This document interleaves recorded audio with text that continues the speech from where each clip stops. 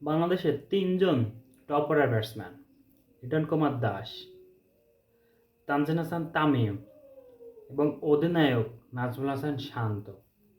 তাদের আজকের রান, আজকের পারফরমেন্স দেখেন। লিটন কুমার দাস 25 বলে 23 রান। এটা হচ্ছে টি-20-র একজন ওপেনিং ব্যাটসম্যানের রান। এবং তার সাথে তানজিদ হাসান তামিম 15 বলে 16 এবং অধিনায়ক 19 বলে 18।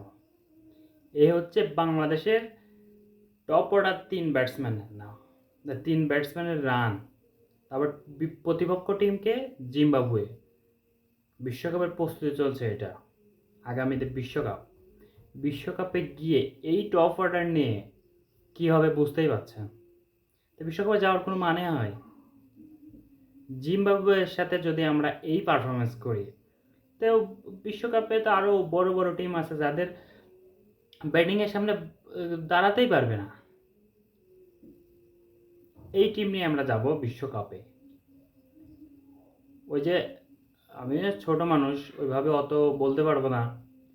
আর আজিম ভাই যে বলে যে এরা আসলে বাংলাদেশের পারফরমেন্স, বাংলাদেশের জন্য খেলতে আসে না, এটা হচ্ছে নিজেদেরকে দলে টিকিয়ে রাখার জন্য যে একটা রান করা লাগবে, সেই রানটাই করে দিচ্ছে, যে যাতে আমাকে বাদ না দিতে পারে, সিলেকশন তাদের ভাবনায় রাখে।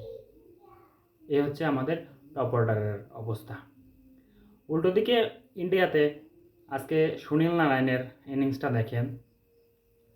39 বলে করছে 81। সে কিন্তু পিওর ব্যাটসম্যান না, একটা সময় অনলি বোলিং ছিল, এখন অলরাউন্ডার হয়ে গেছে।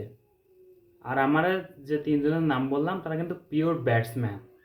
সেটা হচ্ছে তাদের ব্যাটসম্যানদের ধারা। আর সুনীল নারায়ণ, এটা তার ব্যাটিংয়ের অবস্থা, মানে কোথায়